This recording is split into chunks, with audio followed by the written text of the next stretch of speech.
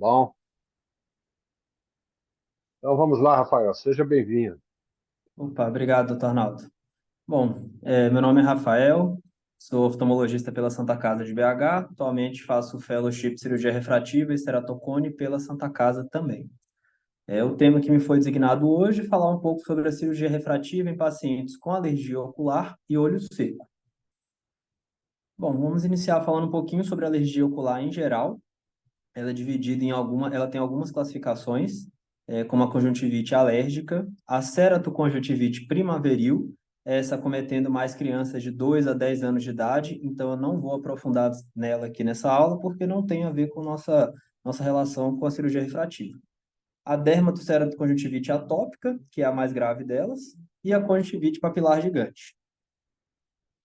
Começando com a conjuntivite alérgica, aquela conjuntivite muito associada à asma e à rinite alérgica. É uma reação mediada por IgE, que promove a degranulação de mastócitos, liberando histamina, caracterizando a hipersensibilidade do tipo 1. Ela é mais comum em adultos jovens, sem predileção por sexo, então nós iremos ver esse acometimento nos nossos pacientes ali candidatos à cirurgia refrativa. Ela pode causar prurido, edema palpebral, hiperemia conjuntival e queimose.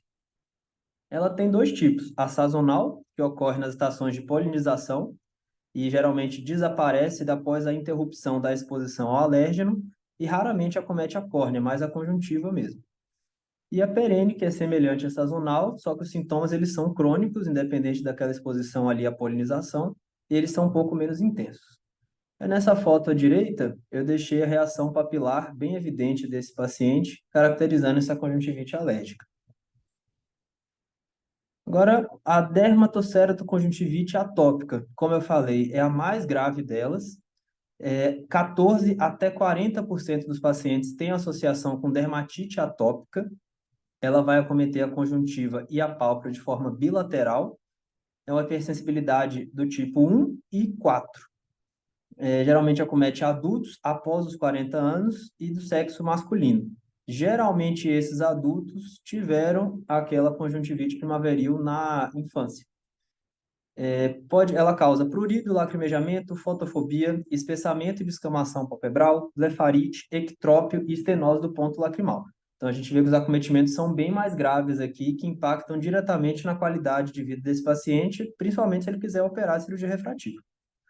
A gente pode ver naqueles pacientes bem atópicos também as linhas de Denny Morgan, aquela dupla prega na pálpebra inferior, papilas que predominam em pálpebra inferior, que essa é o que caracteriza e diferencia mais a dermatoceratoconjuntivite atópica, e pode ter o acometimento corneano e do limbo com os nódulos de Horner-Trantas. A deficiência na resposta imune celular desses pacientes deixa eles mais suscetíveis a ceratites herpéticas, fúngicas e blefarites. Então, esse já é um paciente que a gente não vê como um bom candidato para cirurgia refrativa. Aqui à direita também fotos exemplificando como que fica bem caracterizado esse acometimento nos pacientes. Já a conjuntivite papilar gigante também é muito comum nos nossos pacientes, principalmente pelo uso de lente de contato. Pacientes com ametropias mais altas, que já não toleram mais óculos, chegam para a gente querendo operar, ficar livre das lentes, eles podem apresentar esse acometimento. Então, geralmente são papilas entre 1 e 3 milímetros em taço superior, provocado por um processo alérgico contra antígenos, ou de lente de contato, ou de fios de sutura, faixa de silicone, prótese ocular, entre outros alérgenos. Geralmente, a lente de contato rígida gás permeável, de 1 a 5% dos usuários é que vão desenvolver a conjuntivite papilar gigante. Já na gelatinose, essa porcentagem é maior, de 10 a 15%, principalmente pelos depósitos proteicos que podem ficar ali na lente. Então, essa reação ela é gerada pelo traumatismo mecânico mais uma hipersensibilidade do tipo 1 e 4. Com isso, esse paciente vai ficar intolerante à lente de contato e essa lente de contato vai ter um aumento da mobilidade. Então, a gente vê aí que vira meio que um ciclo. Aquele paciente que já não quer usar a lente, tem a hipersensibilidade, tem a papila gigante que empurra a lente, tira ela do lugar, e esse paciente chega para a gente já querendo operar. E a gente tem que conversar com ele que não pode ser assim já de primeira para poder operar. Aqui do lado deixei exemplificando as papilas gigantes, como são diferentes daquelas primeiras papilas que a gente viu. Bom, Agora fazendo essa correlação da alergia ocular e da cirurgia refrativa. Em geral, os pacientes que estão em bom controle das diversas formas de alergia, eles podem ser submetidos à cirurgia refrativa. Como eu falei, a exceção é a ceratoconjuntivite atópica, porque ela tem forte relação, primeiramente, com ceratocone. 25% dos pacientes atópicos têm ceratocone e 16% dos pacientes com a ceratoconjuntivite atópica têm ceratocone ou vão desenvolver. E, além disso, tem uma disfunção de cicatrização que é muito importante. Tanto que eu falei lá que esses pacientes eles tendem a ter mais ceratites infecciosas. Então, não é um bom paciente para a gente poder operar. Todos os outros pacientes com alergia ocular têm que ser orientados e alertados a não coçar os olhos no pós-operatório. Mesmo com alergia em controle, esses pacientes já têm o hábito de coçar os olhos. E na nossa cirurgia, a gente sabe que pode acabar estragando o resultado e causando alguns problemas de cicatrização. O tratamento da alergia ela pode ser feito de forma tópica e sistêmica. Eu deixei algumas soluções aqui embaixo, como antihistamínicos, corticoide em solução e não em suspensão, isso é importante para ter uma melhor penetração. Ciclosporina é uma opção também e tacrolimus. Além disso, medidas ambientais ali, compressas frias, lágrimas artificiais sem conservantes podem auxiliar. Aqui do lado eu deixei os três principais exemplos que a gente usa de antialérgico tópico: Octifen, o Lastacaft e o Patanol. Agora vamos falar um pouquinho sobre o olho seco e depois correlacionar também com a nossa cirurgia refrativa. Olho seco é a doença de superfície ocular mais comum. Ela frequentemente é a causa de intolerância ao uso de lente de contato e com posterior interesse desse paciente em realizar a cirurgia refrativa. É muito associada a doenças do tecido conjuntivo e disfunções da cicatrização. O olho seco ele pode causar uma flutuação da visão e sensação de arranhar do paciente.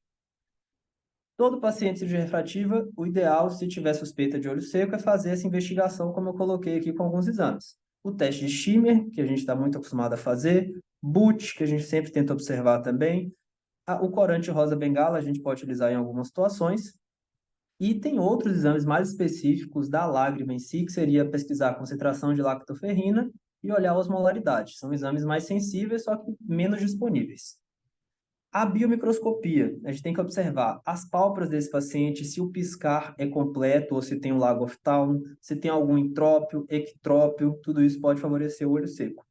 Na conjuntiva, se tem fibrose, simbléfaro, conjuntivocálase e como que está o aspecto também das glândulas de meibômios, porque elas são ali as principais responsáveis pela parte lipídica do filme lacrimal. Dividindo um pouquinho, voltar aqui. Dividindo um pouquinho o filme lacrimal para explicar cada parte. Então, a gente tem ali a porção aquosa do filme lacrimal. Ela pode ter uma deficiência de produção ou aumento de evaporação. Pode retardar a recuperação pós-cirurgia refrativa por desenvolver ceratites epiteliais e defeitos epiteliais recorrentes. Todas as doenças associadas à deficiência grave de produção lacrimal são contraindicações absolutas ao LASIK. Isso eu vou explicar um pouquinho mais a fundo por quê. Outra porção do filme lacrimal é da mucina, que ela é produzida pelas células caliciformes ali do limbo. Quando elas são afetadas, elas reduzem a estabilidade do filme lacrimal.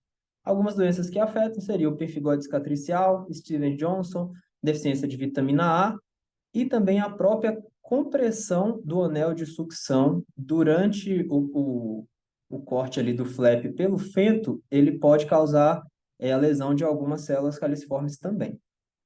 A porção lipídica é aquela que, quando alterada, geralmente vai dar meibomite, blefarite e vai reduzir a secreção lipídica das glândulas de Meibons.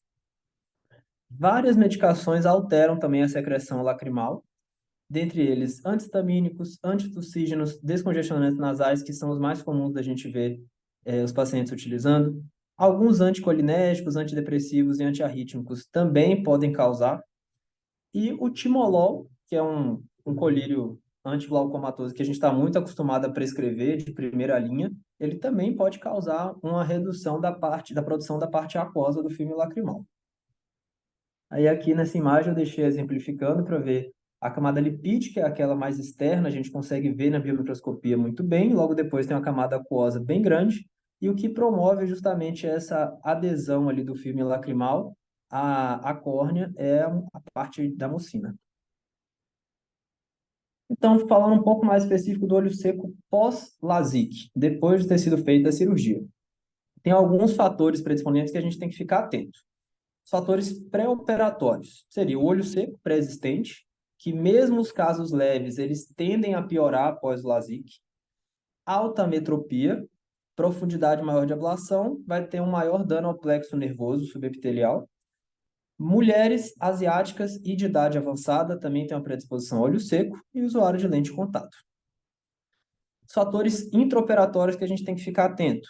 Perfil e profundidade de ablação novamente. O H-LASIK ele vai promover uma maior denervação, justamente porque a ablação é periférica e é onde o plexo nervoso está passando ali de maneira centrípeta. A posição do hinge também influencia e o diâmetro do flap.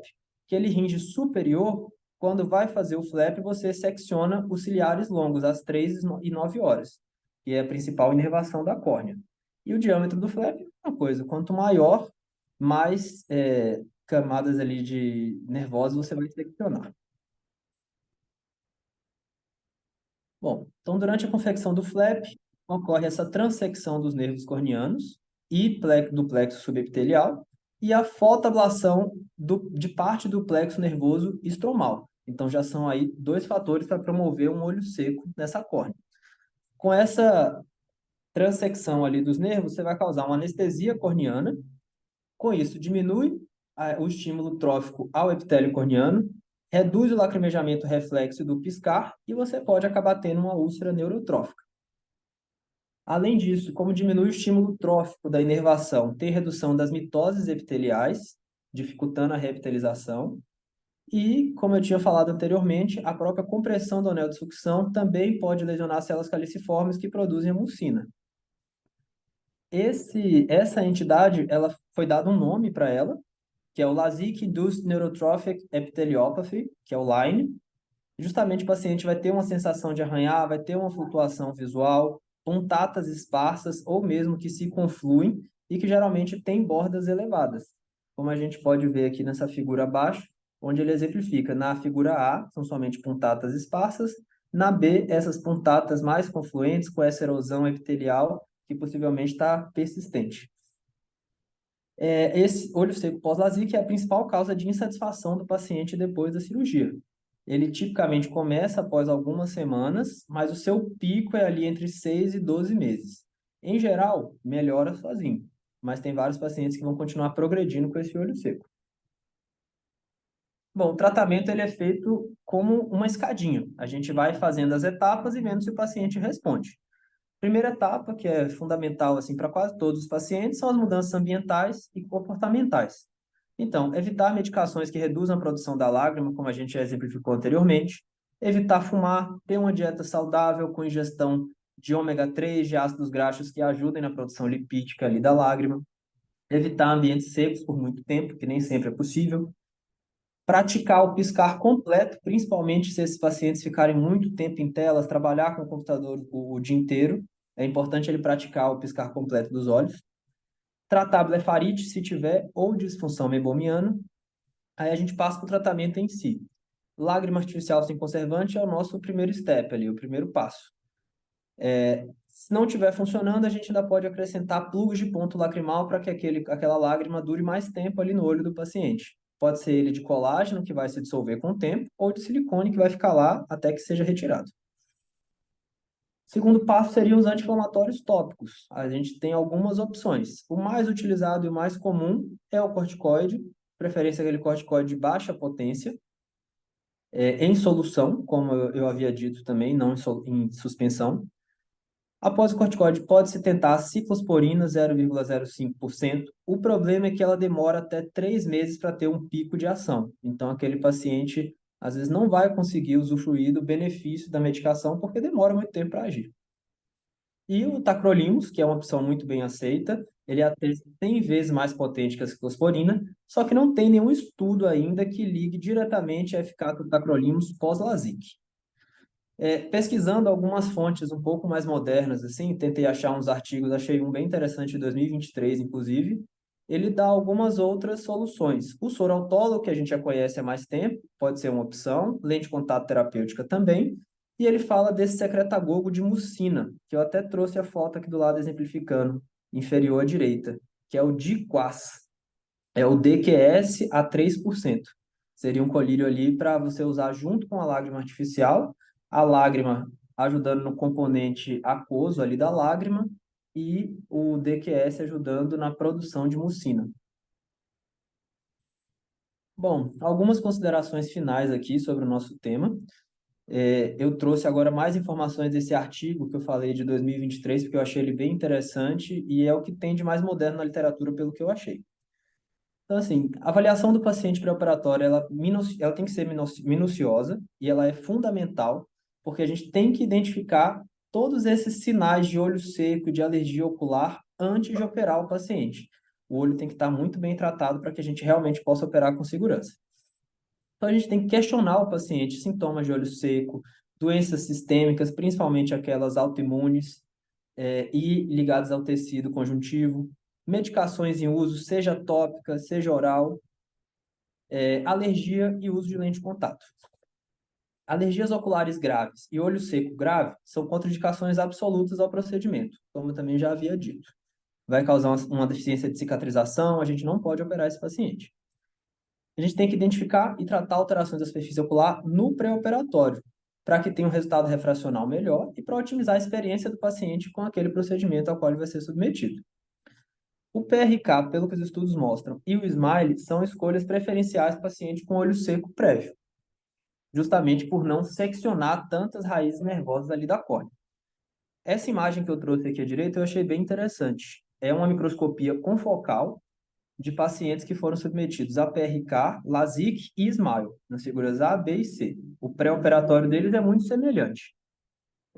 Essas partes que vocês estão vendo mais branquinhas são as terminações nervosas, os nervos, no caso. No pós-operatório, após um ano, a gente pode ver que no PRK e no LASIK, principalmente no LASIK, nós temos muito menos nervos passando aqui nessa córnea. Já no SMILE, essa inervação conseguiu ou se refazer uma parte ou se manter, porque não teve uma secção daquilo dali. Além disso, tem outro ponto que mostra nesse artigo, que os mediadores inflamatórios do olho seco pós-refrativa, eles são diferentes daqueles do olho seco de outras etiologias. Então, geralmente tem envolvido interleucina 9, a metaloproteinase 9, que seria colagenase 9, neuropeptídeos e fator de crescimento neuronal. E foi visto também que o estímulo à produção e redução desses fatores, eles são menores no SMILE em comparação ao LASIK. Bom, esse paciente a gente precisa também orientar ele que o olho seco é uma complicação frequente após o procedimento, principalmente o LASIK, mas que ele pode ser tratado, amenizado e, em geral, na maioria dos casos, é temporário. Ainda precisa de muito estudo sobre a fisiopatologia do olho seco, em geral, e principalmente ligado à cirurgia refrativa, pré e pós-cirurgia. Algumas tecnologias vêm surgindo para a gente fazer uma avaliação melhor do filme lacrimal e a gente otimizar o resultado desse paciente. Nessa imagem que eu trouxe aqui abaixo, a gente tem uma interferometria de filme lacrimal avaliando a camada lipídica. E aí alguns estudos estão tentando graduar essa camada, como que ficaria se o paciente tem ali o olho com uma qualidade lacrimal melhor, pior, intermediária, através da medição da espessura da camada lipídica da lágrima. É o que a gente pode ver aqui na coluna toda à direita, em nanômetros aqui a espessura. Algumas outras tecnologias que vêm surgindo e que podem auxiliar cada vez mais é a microscopia confocal in vitro, como eu mostrei na imagem do slide anterior, a meibomiografia para poder fazer o estudo das glândulas de Meibomius e como que está a secreção lipídica, a interferometria do filme lacrimal, que eu estou mostrando aqui ao lado, análise bioquímica da lágrima, que eu também citei no meio da apresentação, com a pesquisa de osmolaridade da lágrima e dos mediadores inflamatórios, e uma medicação que ainda está em estudo em animais, ainda não foi liberado para humanos, seria esse NGF, que é o Nerve Growth Factor tópico. É um colírio para se utilizar pós-cirurgia refrativa que possa estimular o neurotrofismo ali da córnea. Essa tabelinha eu trouxe mais para ilustrar, também tirei desse artigo de 2023. Esse artigo, só para poder vocês entenderem um pouquinho melhor, ele foi uma revisão sistemática da literatura, acho que eu até coloquei aqui, de 116 artigos entre 95 e 2022. Todos esses artigos que associavam olho seco com LASIK, PRK ou SMILE. Eles fizeram essa revisão literária e publicaram em abril de 2023, então é algo bem recente. Foi publicado no Indian Journal of Ophthalmology. Essa tabelinha eu tirei do artigo e comparando vários achados da biomicroscopia aqui e de exames complementares com cada modalidade de cirurgia refrativa. Então, do LASIK, do SMILE e do PRK. Então, assim, o colírio vital, utilizado ali na córnea para o exame, ele ficou positivo até uma semana no LASIK, se mostrou menos severo no SMILE, se resolveu completamente após 6 a 12 meses do LASIK, isso na borda do flap ali que ele fala, se resolveu completamente em 1 a 3 meses após o SMILE e se resolveu em 3 meses após o PRK. O boot, ele ficou muito reduzido em uma semana para todas as categorias, normalizou em mais ou menos 6 a 12 meses no LASIK, 3 a 6 meses no SMILE e 3 meses no PRK. O teste de Schimmer, ele também, o pico dele de alteração foi no primeiro mês após a cirurgia das 3 modalidades, normalizou em 6 a 9 meses no LASIK, 3 meses no SMILE, 3 a 6 meses no PRK. E a gente tem vários outros achados aqui comprovando a mesma coisa. Em relação ao olho seco, deve-se dar preferência ao PRK ou ao SMILE. E em relação a neurotrofismo da córnea, se a gente estiver preocupado com isso, o SMILE é o que mostra o melhor benefício dentre os três. Essas foram as referências que eu utilizei. Ok, perfeito, Rafael. Pode fechar aí o seu PowerPoint. Então, pessoal, parabéns. Rafael, foi uma apresentação bastante objetiva e bastante completa também. Coisa. Vocês estão me vendo bem aí? Sim. Eu vou só reforçar alguns pontos aí que o Rafael citou. E um deles é o seguinte: realmente, pacientes portadores de conjuntivite alérgica em atividade, em hipótese alguma, devem ser operados. As conjuntivites papilares gigantes, elas são muito comuns em pacientes que são usuários de lente de contato gelatinosa durante muitos anos. E esses pacientes vão chegando a um período de intolerância às lentes que realmente fica praticamente impossível usar a lente mais do que algumas horas. Então, a maioria desses pacientes, eles muitas vezes não querem também voltar para o óculos e nos procuram muitas vezes na fase aguda da conjuntivite papilar gigante, querendo uma solução para o problema. E muitas vezes a solução que eles vislumbram é justamente cirurgia refrativa. Para lembrar que, em hipótese alguma, nós podemos operar pacientes com conjuntivite atópica ou conjuntivite papilar gigante na fase aguda. Esse paciente ele tem que ser tratado. Muitas vezes a gente vai demorar aí 1, 2, 3 meses para tratar esse paciente. E, eventualmente, quando o olho estiver calmo, aí nós podemos ir em frente e realizar o procedimento. Como o Rafael já mencionou anteriormente, pacientes portadores de olho seco patológico, conjuntivite alérgica, não podem ser operados e naqueles pacientes que a gente consegue controlar a superfície ocular já está normal, a melhor opção, sem dúvida, é a ablação de superfície, o PRK. Das maiores complicações que nós podemos ter em cirurgia refrativa é justamente a realização de LASIK em pacientes portadores de olho seco que não foram diagnosticados no pré-operatório. Esses pacientes eles desenvolvem com frequência um quadro de ceratite punctata grave no pós-operatório imediato e, em alguns casos, pode demorar meses para resolver. Esses pacientes, normalmente, eles têm uma qualidade de visão ruim, eles têm um desconforto muito grande e, realmente, é um problema que demora meses para poder resolver. A pior complicação que eu já tive em cirurgia refrativa foi justamente uma paciente portadora de alta hipermetropia, era uma paciente que estava entrando na presbiopia, ela tinha um olho seco, patológico, que eu não diagnostiquei no pré-operatório. Então, essa paciente, eu fiz um H-LASIK nela, o resultado cirúrgico foi excelente, mas ela desenvolveu um quadro de ceratite que demorou meses para melhorar.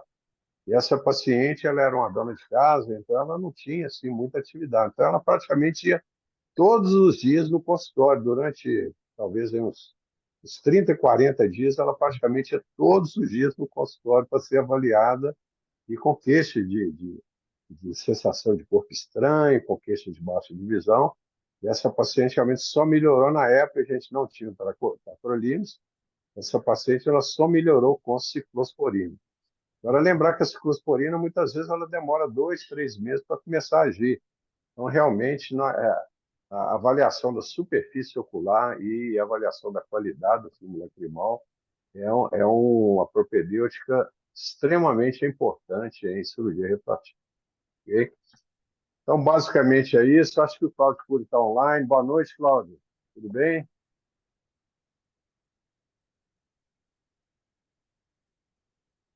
Boa noite. Você está online, Cláudio? Tô online. Tava só. Ok. Então vamos lá, Cláudio. Eu gostaria que você fizesse seus comentários aí a respeito da aula do Rafael, por favor. Pois é, parabéns pela aula. Tá realmente objetivo, bem sucinta, né? E que é bom para a gente ter isso aí no YouTube depois, para poder relembrar sempre que precisar. Eu só queria questionar uma coisa. Se a gente partir de um pressuposto conhecido de que, entre aspas, apenas 30% dos pacientes que fizerem LASIK vão desenvolver olho seco, tem uma afirmação na sua apresentação de que não pode, em algum momento lá, que não pode operar um paciente de LASIK com olho seco. E aí? O que vocês acham? Não, com olho seco grave. Olho seco severo, assim como alergia ocular severa, não é indicado operar o LASIK. Então tinha esse detalhe lá, então eu não percebi direito. Uhum. Porque a gente pode ficar com a impressão de que olho seco não pode fazer LASIK. Não, não. Tem que tomar A palavra cuidado, é olho seco severo. mas tem que tomar cuidado, porque nós temos aí que é 30% que vão desenvolver. Se já tem, óbvio que é mais propenso, né? Então, tomar todos esses cuidados aí de verificação antecipada. E o doutor Arnaldo, acho que já comentou, alergia ocular também, você tem que tratar antes, tem que estar bem controlado, né? O olho alérgico é de uma pessoa alérgica, né? Então, às vezes a gente acha que é só o olho que é alérgico, e não é. Porque senão seria uma contraindicação absoluta, porque a pessoa continua alérgica mesmo com um bom tratamento. Então, Sim. nada é um empecilho absoluto, a não ser aquele olho seco realmente muito grave e que você não tem um controle fácil com todos esses mecanismos aí que a gente está falando. Olho seco, você pode, tem os plugs que você falou e tem plugs até de simplesmente de sutura, né? Que não é um plug, você simplesmente oclui. É, aí E isso é definitivo, antigamente, né? pode falar. Não, aí é o plug definitivo ali. Se o paciente É, realmente vai ter que ficar. e tinha, não sei se ainda se usa, o plug com fio de catigutte, que você fazia porque às vezes era o recurso que você não tinha silicone, você não tinha aquele que derretia, que vai derretendo, então era o fio de catigutte que você introduzia, e aí fica um recurso, fica uma informação como recurso. Se você não tiver, você foi para o interior e precisou, fio catigutte você vai conseguir no hospital mais simples que tiver. E ele vai dissolvendo no canal lacrimal, igual é na Vai, pele? ele é absorvido por proteólise. E às vezes ele desce também, então É. nada é perfeito, mas é possível de fazer. Aham. E o catigoso, não sei se você sabe, ele é feito com tripa de carneiro, É, sei. né? Então, é uma alternativa se você não tiver. Catigo zero ou o 2.0, que eles são mais grossos, tá? Uhum. É isso, não tem muita coisa a acrescentar, não. Parabéns. Obrigado. Perfeito, Cláudio. Esse comentário do Cláudio aí, pessoal, é extremamente importante. Nós temos que fazer o diagnóstico diferencial do olho seco ambiental e do olho seco patológico. O olho seco patológico, tipo síndrome de Sjögren e outras patologias, a contraindicação para o LASIK é absoluta. Você operar, se você fizer um LASIK, delaminar a córnea do paciente com síndrome de Sjögren, o quadro dele vai piorar muito e muitas vezes o paciente pode ter até um melting corneano por falta de lubrificação da córnea. Então, realmente, síndrome de Sjögren, não opere em hipótese alguma. Já o olho seco ambiental, muitas vezes causado pela atividade profissional, pelo fato do paciente trabalhar em ambiente com ar-condicionado, umidade relativa do ar baixa, esse paciente ele pode ser operado a partir do momento que a superfície ocular esteja tranquila. Então é importante a gente fazer esse diagnóstico diferencial aí. Agora, lembrar que tem um olho seco subclínico, é aquele paciente que não queixa muita sensação de olho seco, mas que pode desencadear todo esse quadro no pós-operatório de um LASIK. Então, por isso que é extremamente importante que a gente faça a avaliação da qualidade do filme lacrimal antes da gente programar qualquer procedimento refrativo. Ok? Alguém gostaria de fazer alguma pergunta aí para o Rafael, algum comentário? A hora é agora.